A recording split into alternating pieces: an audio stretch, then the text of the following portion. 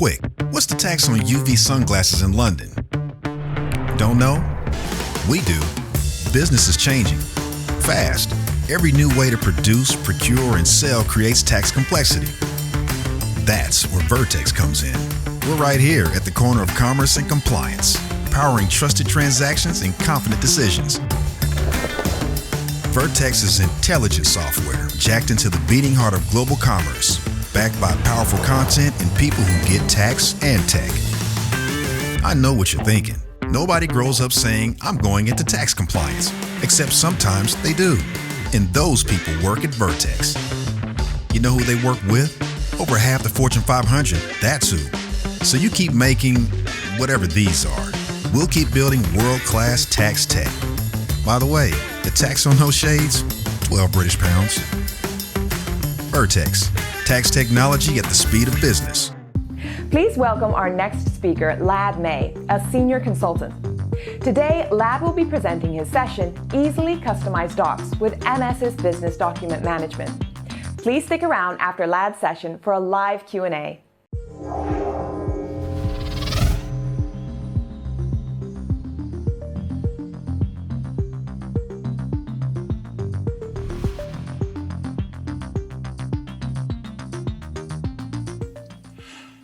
Hello, my name is Lad May. I am a senior consultant with Western Computer. I am out of Denver, Colorado in the United States. Thanks for voting for my session and attending the session here at DynamicsCon. Easily customized docs with Microsoft's Business Document Management. So the electronic documents and business document management give us a level of formatting that's available to us that where we don't have to depend on developers quite so much. And the level of formatting that we have, the opportunity we have, can make, I think, quite a difference when we're working with documents, and it can save some time as well. So in short, we're going to be going over the main points about business document management. We'll talk about what they are and how electronic reporting and business document management work together.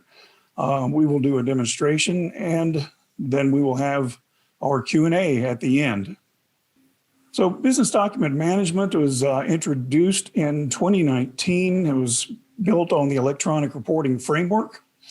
You'll find you can import template configurations or pick slips, packing lists, purchase orders, invoices, all kinds of documents. You can edit those templates in Word or Excel, either in online Microsoft Office or on your local machine with those tools. You can add available data. It's possible for you to add data to a document template, and we'll take a look at that. And finally, we can do an output to PDF that's recently become available.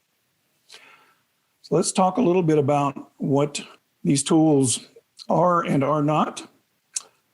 Electronic reporting and business document management still depends on SSRS. SSRS runs in the background.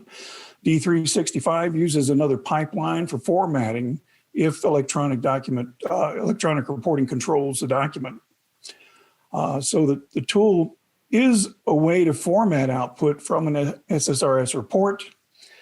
It is a tool to format output from that existing SSRS report to report templates, so you can control what's coming out on these documents.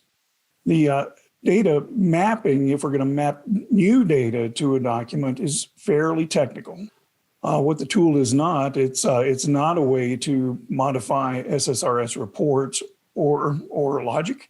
It is not an SSRS report writer. We will leave that to the developers. It is not a way to pull data from sources that are not already defined in the data model for that report. As we go through this, we'll have what I think the key takeaways will be. One is we have a win with the document library that is available through LCS and some other sources.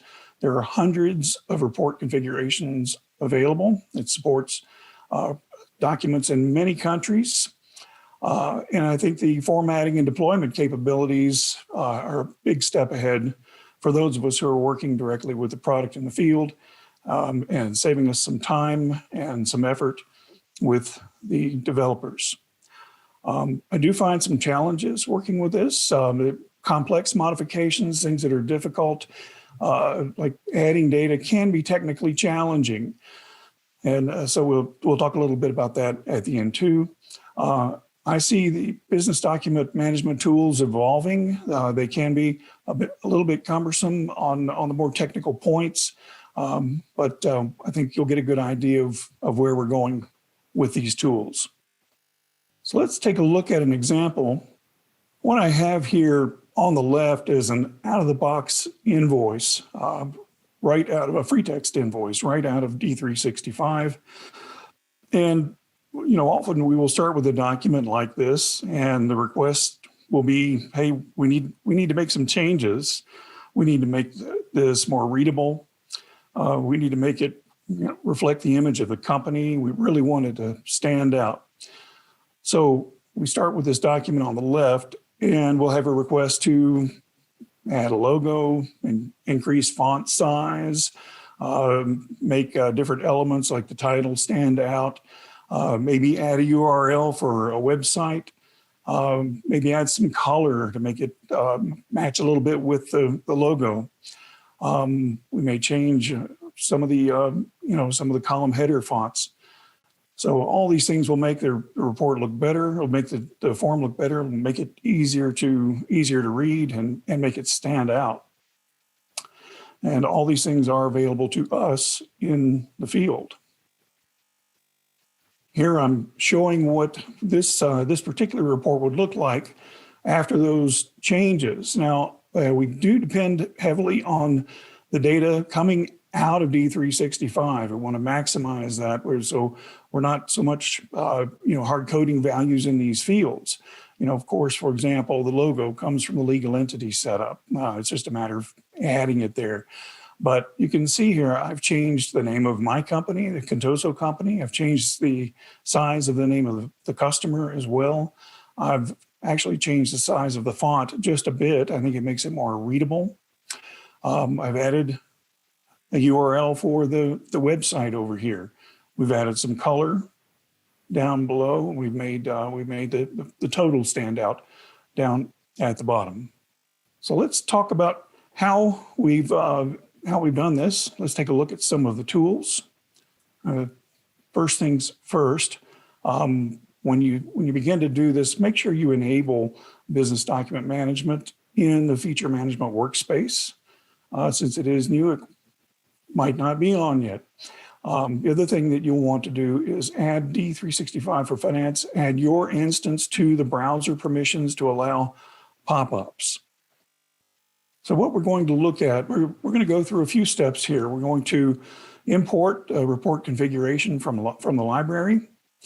We're going to copy that configuration for editing. We're going to modify that configuration format and then talk about the deployment. So first, let's get a definition in our minds of what this configuration is that we're reporting. Configuration is kind of a group of files really that support, a group of elements that support these templates. The components are first a data model. This is the base data that was called by a developer. You cannot pull in more data. You cannot pull in different tables or related tables. It is the base data that you'll be working with. Then you have the model mapping. This is a mapping that makes the data from the model available to use in the format. So it's a middleman between the data model and the format. The format itself is also mapping. It's mapping from the model mapping piece. You're choosing what you want to have on the form and ultimately how it's laid out. So those are the key components. So we're going to go through the first step of this. We're going to be importing configurations. We're going to be pulling in the source configurations for our document. So I'm going to switch over to the application. We'll come back over here to the slideshow in a minute. I'm in D365 in the electronic reporting workspace. And when you get ready to do this, the first thing you're going to have to do is come into configuration providers. Out of the box, there is one provider established, that is Microsoft. You're going to need to add your company as a configuration provider. You're going to do that by clicking on configuration providers here on the right, adding your company and URL. When you come back over to the main workspace, you'll see your configuration provider definition here, and you need to set it to active. So this is a fundamental step. Absolutely have to do this in order to be able to format or make changes to formats and other elements. So that'll be the first step. The second step is pulling in or importing from a repository. I'm going to go up here to Microsoft. Now you'll see the word repository on your provider here, but you don't really have a repository. We get our repositories from Microsoft. If I click here, you'll see several listed. You'll find these largely mirror each other, and I usually go to LCS. And when I click open, what it's actually doing is going out to the asset library in LCS and pulling in all of these configurations in the repository. And just to take a quick look, I could as easily go into LCS, Lifecycle Services, and go to my shared asset library and come down to this is general electronic reporting configurations. And you can see there are thousands of records in here. So you could as easily not pull one in, but download one and go over and import it into your instance of D365. It's a bit easier to do it from within the application. So let's say that I'm just, for example, wanted to find a configuration that would give me a project invoice in Excel. So there I was actually able to search using this grid up here, and it pulled up the project invoice or Excel over here in the tree.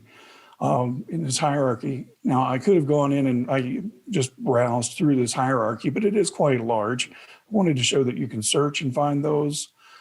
If you want to search over in the shared asset library in LCS, you're going to want to use the find feature of your browser. You can see here I've searched for free text invoice in Excel, and it's brought me down to these items. So you can do searches in both places. But I think you'll primarily be working from over here in the configuration repository. So we've done a find here. Let's say that we found this document, and you can see it's supported in a number of different countries here as well. But we found this document. This is what we want, and we would pick our version to pull in, and we click import. And when we do that, that pulls it into our configuration library.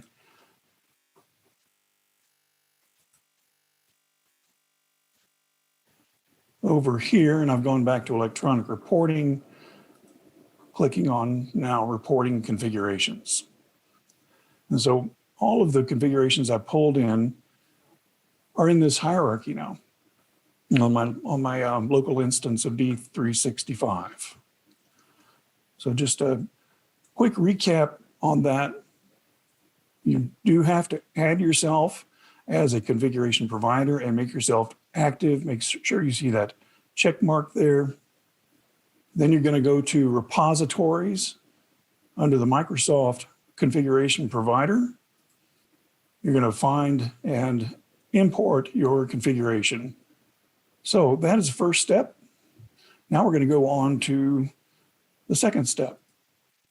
And what we're going to do is we're going to copy the parts of that configuration that we want to modify using our configuration provider. Here's the trick. If we come into a report, I'm not going to change this when I'm going into the fixed assets model. I'm just going to use this as an example because it's a good, simple example. Up here at the top of the fixed assets model, I have, if I look down here at the bottom, you can see I have data model and I have model mapping. You'll recognize that as two of the elements of the configuration. And the other element is the format. So I have a format down here making use of the model mapping and the data model from up here. Now, when I click on this report, and let's just say hypothetically I wanted to change it, I would need to make a change first to the provider. I can't edit a configuration that has the Microsoft name on it or anyone else's. I have to be working with my active configuration. So I have to copy this. And I do this by, and I'm going to say just again, hypothetically, I just want to change the format on this. I don't want to change the data model or the model mapping. I'm going to change the format. So all I have to do is copy this. So I'm going to copy my format. I'm going to derive it from that format report.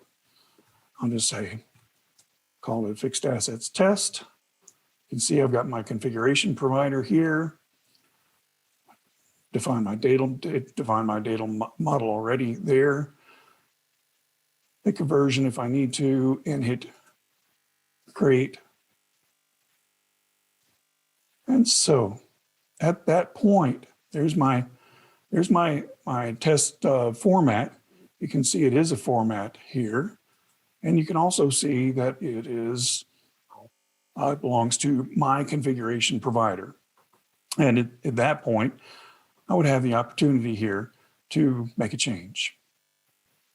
So at this point, we have copied that configuration, and we're going to move on now to actually modifying the template. Now I have some rather kind of detailed points here, but I'll leave this in the presentation. I won't go through them point by point in the presentation, but let's go over and actually take a look at it in the demo. I'm going to work with a fixed assets model. And this is a fixed asset format that I've copied and made some changes to. You can see it belongs to my configuration provider. What we're going to look at first is the electronic reporting version of this, not necessarily the business document management piece. So here I am in electronic reporting. I have my format selected. And I'm going to click on the designer. I see a bunch of different things here. One of which is a tree over here that defines the formatting, but I don't want to go there yet. Let's go instead and look at the template that's created by this configuration. And to do that, I click on attachments. And that's attachments over here in this right column. It's not the logo or the attachment button in the upper right. I'm clicking on attachments. And here you can see the attachment is an actual template. And you can see a preview of that template here. If I want to see the full template, I can open it. And it should open in Excel, which it's doing at the moment. And here it is in Excel. So this is a template document. It looks a lot like the one that we looked at. We looked at the finished product little earlier. You can see I've made some changes to fonts here, and the website has been added. I wanted to point out a couple of things about this template. One is, let's say if I click over here in website, up here, and this is a name field. This is the name that is in that format hierarchy. So this one represents the label for this field. If I go over to the next field, it actually represents the URL. So the system is pulling in this label and URL via that format mapping piece. And I'm going to click here on the name field, and you'll see as I highlighted report header part 1, it's showing me the different areas of this report.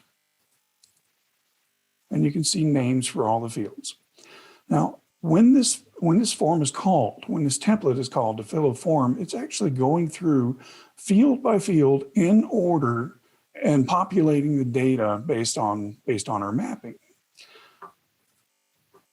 And so this is important to know. When you're adding data, you've got to have it in the correct order, and you've actually got to, if you add these fields, you have to name them the same way you're going to name them in the format.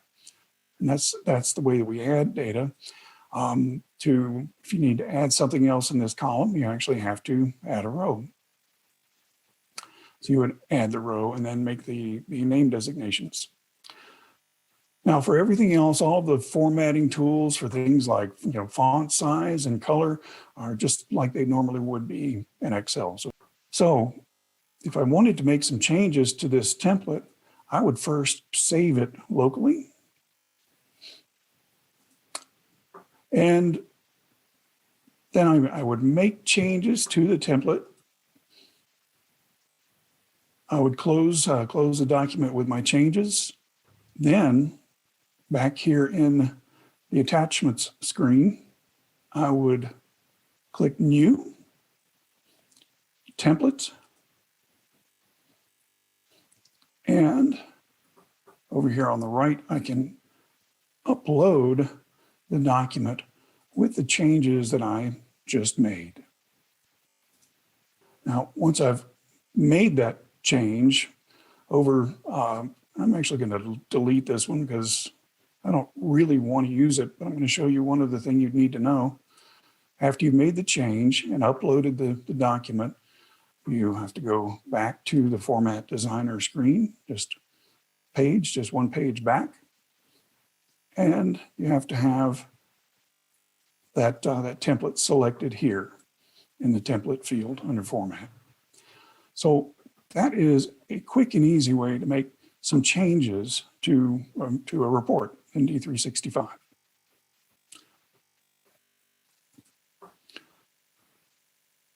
All right, so I've left some steps there. So if you get the slide deck, you'll be able to go through these steps. Now I'd like to take a look at this in business document management. And so I'm going to go back to my application, go to the business document management workspace. Now, for our example, I'm going to pick one. This should be similar to what I was using back there in the electronic reporting version. So if I select this and look over on the far right, I can see a preview of this template. I do have it published, so I can use it in print management. If I wanted to create a whole new document, I could hit New, and I would be able to choose a base document, a base template to use it from. If I want to make a change to this one, I would click Edit down at the bottom. I would name my test template.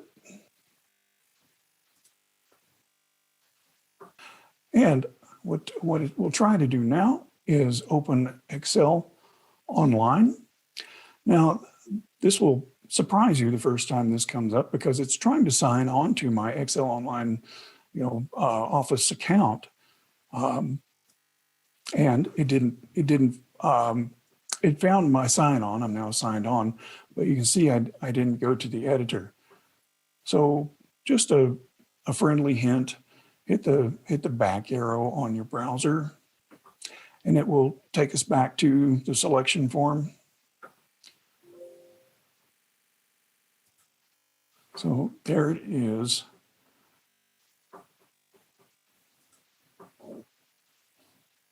And this time when I hit edit, I'll be signed on already, and we'll see the template open up in Excel online.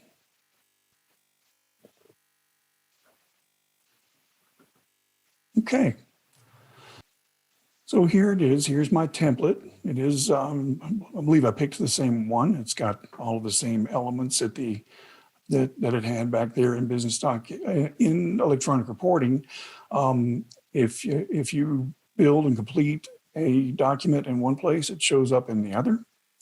You can see here that we have the same name drop down, so I can pick various parts of the form that I might want to work with. That was the header. I can add things just like I did before. I can make format changes just like I did before.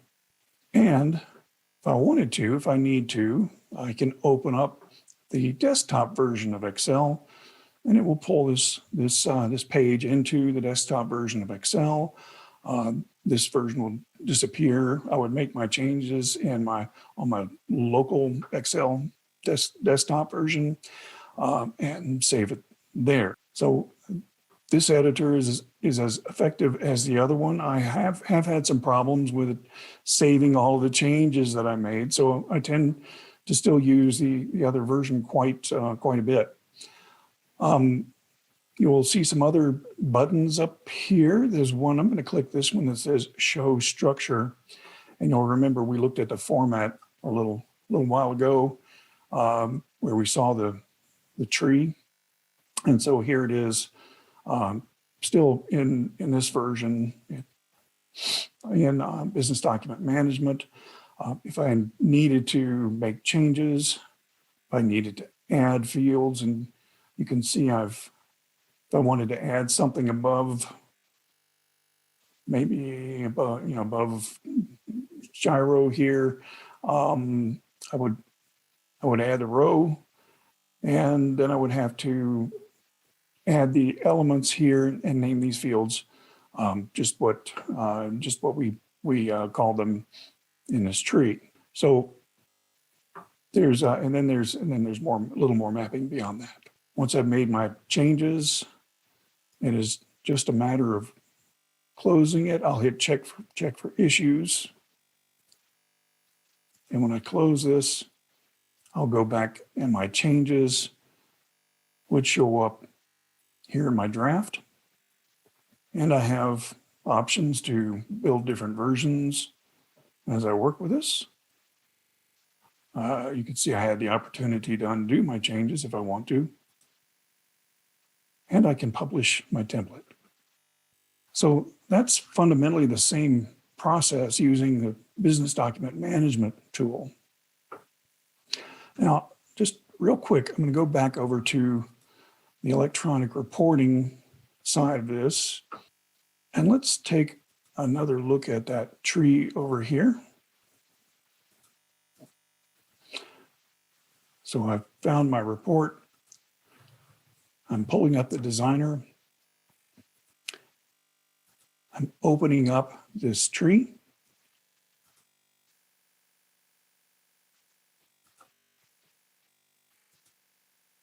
And this label field and this data field, these are the ones that I added for the website.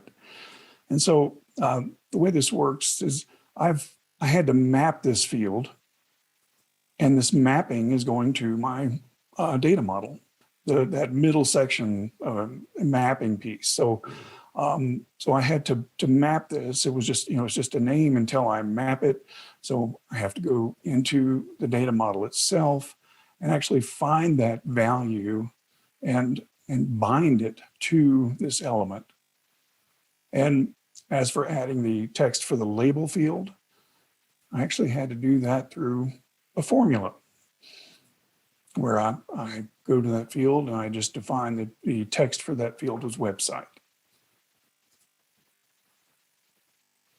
And so once again, you'll notice all of these have to be in the same order that they're in on that Excel spreadsheet for this to actually operate. So I have just a few words about that. I took a screenshot of this and I've made it available too. So here's some just some notes regarding adding that template. And here's an image of that format designer where you can see I've added the label field and I did mapping to pull that over onto my format. So as you can see, that effort is, actually adding fields is fairly technical. You can do searches on this data. You can hit the search button. And you actually have to expand the whole tree to see it, but hit the search button, type in, URL or type in what you want to find. And it will go to that element in this tree. Last thing I want to mention is this capability to publish PDF. This is called the electronic reporting destination. It was just recently added. You can choose your report here. Go to electronic reporting destination, pick the reports that you want to pick, and define that they will go to Excel. That's, of course, especially handy if you want to send an invoice to someone. You don't necessarily want to send a Word or Excel version. That would be ineffective. So this is a way for you to publish a PDF document that you can then email to that customer. So in summary, we've looked at business document management and electronic reporting. We've found a document in the configuration library in LCS. So we've looked at it both from LCS and through the tool in electronic reporting, where you can pull in LCS directly. We found you can pull in configurations. You can copy them in electronic reporting, make them your own. Once you have your name on it, you can go in and make changes to formats. You can modify templates in Word or Excel as appropriate, either online or on your local instance. And finally, you can deploy these documents via PDF, where they can be picked up by your print management setup. So those are all the points that I wanted to cover. I thank you for joining this session this year. Next, we'll address the questions that you passed to us in the chat. Once again, my name is Lad May, and I thank you very much for joining us here at DynamicsCon.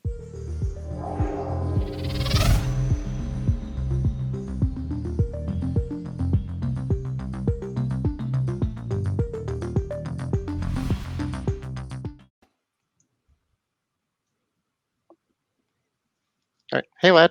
Hi, everybody. Hi, Joe. So I'm Lad, as you know, and this is my friend and colleague, Joe Woodmansey. I'm going to go ahead and make a quick confession. My chat window is not cooperating, so Joe's going to feed me questions. All right. Thank you, Lad. It was a great session, and hello, everybody. Thanks for joining us for Western Computer as we gave you a presentation on the configurable business docs feature. Well, there were a couple questions that came in. One specifically, it looked like Jake had a question, and he had a couple questions actually. So we'll start with his first question, which is, as you're working through this and we've learned it, and you're bringing this into the field, or you're working with customers that you might have or doing implementations, what kind of level of usage or adoption are you seeing? I know I've seen a couple uses of it. I had someone looking at the bill of lading for creating a new format for an example, but maybe you could talk to, what real world examples have you seen or are you thinking about? Yeah, that's a great question. What I'm seeing typically is our consultants are using it more than our customers directly. I mean, the customers are interested. They like the functionality. They're setting up for it, but seem a little hesitant to dive in and make changes themselves. So I think we've got some work to do in that area. Okay, that makes sense. Another question. Looks like Jake's got the questions today. So he's talking about scalability. And for example, would you replace your standard business documents with this, or can you think of maybe one template or one example that maybe sticks out and you'd see a more common usage of, whether that's maybe a sales invoice or something along those lines? Yeah, the ones that uh, our customers have wanted to modify are the ones that are just really customer facing for them.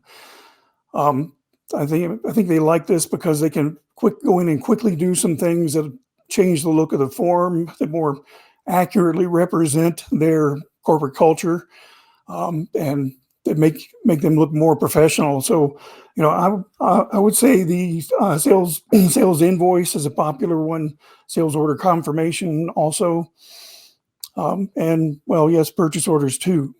Yeah. Yeah, that makes sense, Lad. If someone does that, is that kind of one size fits all, or can that be individual customer and vendor specific?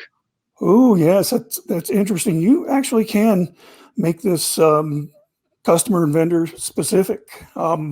It's those print management settings go all the way down through the customer and vendor records, and even those have, you have the form set up first for print management at that master level, and then you can go in on the individual customer and vendor records and set print management there and point to a document that's been customized especially for that customer, that entity. So yeah, there's a lot of flexibility there. Okay, so you could put their logo on it or a specific format for a specific entity. You sure Okay, can. great. Um, let's see. He also asked about, if you how easy is it to move or migrate these? So if you create an override template version and you do that in a test environment, do you migrate that to production, and how easy is that to do? It's a data management exercise. So there are data entities for this. Okay, So it should, so I would go through data management to move them. just like any other type of object. Yeah. Yes. Okay. Um, so what would you say? It's okay, Jake, that you have all the questions. No problem. He's asking a little bit about, for example, an order of magnitude. If we were to have an objective that says we need to do this to a customer invoice versus writing a new one or making a change in SSRS, would you say that there's an order of magnitude difference between those two efforts? So, Hmm. Yeah, I think the the exercise that we can do out in the field in business document management or electronic reporting, I'm finding that just the basic formatting pieces are um, we can do very quickly and very effectively.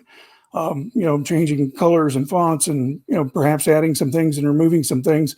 Um, but there comes a point where if there's any amount of complexity at all, it's more efficient, I think, and cost effective to pass a pass it over to a developer who could go in and very quickly make those changes in SSRS and pass them back to us. Um, so yeah, the document changes that we can do, I think, effectively and quickly, I think are the fundamentally the simplest ones. okay, that makes sense. On that note, a similar question that comes up is, if we were, one of the things you showed was making changes kind of to the presentation layer, if you will, or the way things appear, and then you had a data structure or a data model on your left-hand side, right?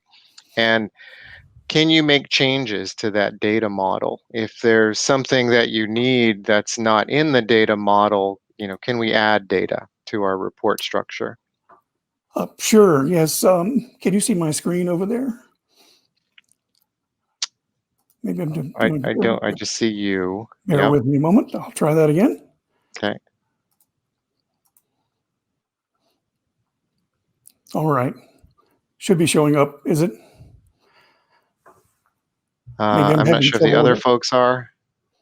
Okay. I am just seeing you Well, still. that's okay. I'll just leave this up. Talk So to it. we've Yeah. got those three components of a configuration that we bring over. The data model, which is where your source data is for the report, and that comes from source data in the system. And you've got the model mapping that's the middleman between the data model and the format. And then, of course, the format itself. So the question is, can you make changes if you need some other data or changes in mapping down at the data model level? Can you edit that? And yes, yes, you can. I find that it's kind of it can be tedious and it is very technical down at that level. But it is possible to pull over data.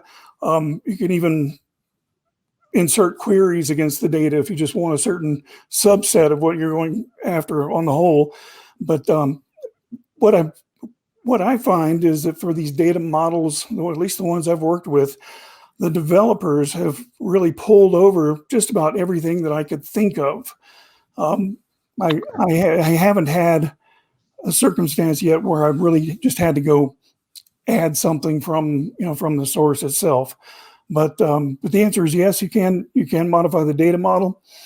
You can also, of course, modify that model mapping. And the example that we talked about a little bit in the presentation was adding a website label, website Hmm. URL field to that document, which of course everyone wants. And even that was a bit technical, but I think if you do it a few times, it's not too challenging. The only other thing I'd mention there is that, of course, if you're going to make changes at those levels, you have to make copies under your configuration provider identification in order to be able to copy or change those, modify those, just like we did with the format. If you're just making changes on format, you can just make a copy of the format under your provider. But if you're going to make changes at the data model or model mapping level, you have to change. If it's, of course, those would be coming over as a Microsoft provider. You just copy it under your configuration provider ID. Mm-hmm. Okay. Good stuff. On that same note, if you were adding or removing fields on a report, I think you showed an example of that, but do you have any tips, tricks, suggestions for folks, gotchas to watch out for on adding and removing fields? Yeah, thanks for mentioning that, Joe. That's something I think I mentioned briefly during the presentation. Um, that list, when you open up the format designer and that list of fields, um, the list of fields represents the order in which the data is being passed over to these documents. And it goes from uh, starts at the top, goes to the right, goes to the next line, works all the way down to the bottom. So you actually have to sequence those. Like when I put in that website, I went in just under the gyro fields and put in a row, and that meant that when I went in and put in those fields in the format, when I added those fields from the data model into the model mapping, I had to put them in the right order so the report would pull them into the correct place. The same would be true for removing fields.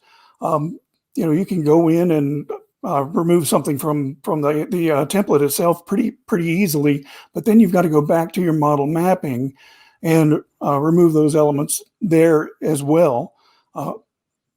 Otherwise, you'll I get see. an error if you don't do that. So your layout and your mapping have to match basically in terms of the sequencing of those. Okay, Yeah. good to know.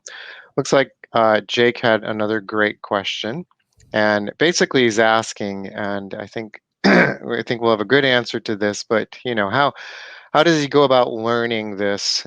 He hasn't been able to find great documentation other than going and looking at YouTube videos and stuff other folks have done. And besides saying, Western Computer knows how to do this and Lad's the expert, do you have any suggestions for helping people get up to speed? Any thoughts that as you've worked through this?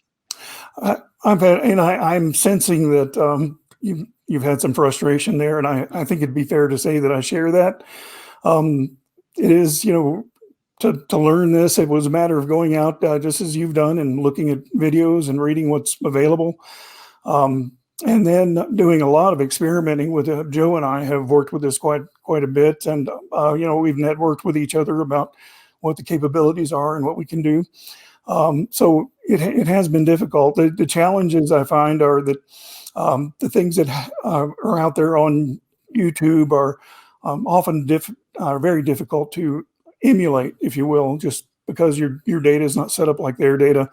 And then the documentation itself documentation is very thorough, but really quite technical. So yes, I have experienced some of those same frustrations. For me, it has been a matter of just plowing through the information on YouTube and a lot of blogs, and bouncing things back and forth with Joe, frankly. So I share your pain on that. It was a bit of a tough road.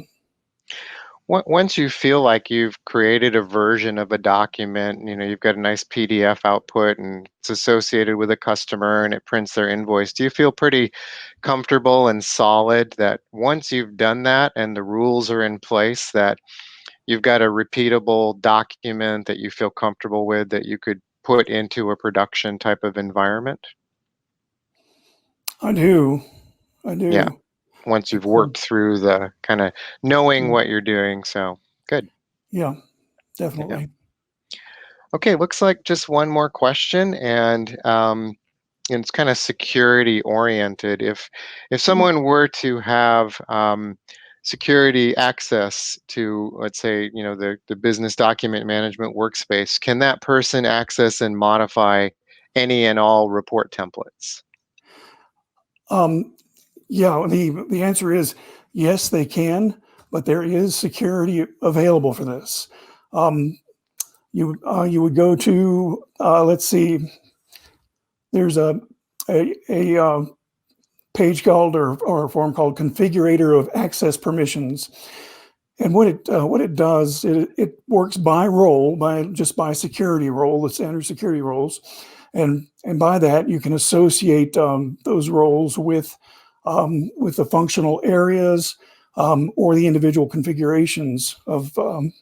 So, if I've got it, well, I guess I'll back up 1 second on that. In electronic reporting, each one of those configurations that we do that's a report, has tags on it. So, you'll have a tag for, invoicing or accounting or shipping, and any of the configurations that are in that list that don't have tags will not show up in business document management.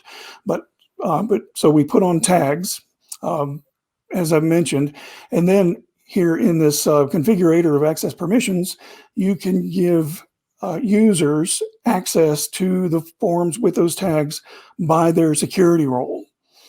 And you can give them access also by associating that role directly with the configuration. So those are your options there. So you can narrow down the permissions. So just people in the right functional area would have access to their individual forms. Okay, great. That's good to know. Thank you. Looks like we have just time for one more question, and one has come up. And this is from Shirley. And she is saying that she said, thank you for the tip on sequencing. And she's asking, can you store the configuration in LCS, or does it have to be imported into the DMF, the management framework, each time? And also, do you have any idea how many entities there are? Shirley, I love it. Let's see. So, so the question was, can you store these on LCS? Yeah, I think it's if you can you store your configuration in LCS basically, right? Yeah, you can. You could put them into your resource library. Forget exactly what that is called, if it's of use to you. But anytime for you to be able to use it, it has to be over in your system directly in that configurations form. And I'm sorry, Joe, what was the rest of the question? Oh, just asking kind of, the number of entities there are. Yeah, I've counted hundreds, like maybe somewhere between 200 and 300. However, there's a lot of those are related to localization. So you'll see those suffixes for, Norway and Germany and Japan. Right. So there are not that many. Joe, I think we're finding configurations for, all the common forms that we would work with. Right. That's largely been our finding.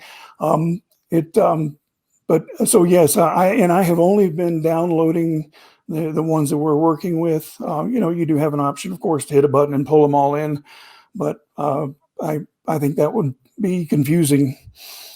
Yeah, that makes sense. And then, Shirley says thank you. She was saying kind of like electronic reporting entities. So I think there can be a lot of those, right? We happen to Yeah, start with, as a configuration provider, the templates we have out of the box, right? So exactly. yeah. So all right. Well, I think that's all of the questions we had. Shirley says thank you. You're very welcome. I want to thank Shirley and Jake. Jake about 7 times, I think. All good questions. Thank you so much for the questions. Appreciate it. Yeah, so I think that wraps us up. So thank you everybody for attending our session today, and feel free to reach out if there's anything you feel we can help with. So, Beautiful. Well, thank you. And thank you, Joe. all right. Thanks everyone. Bye-bye.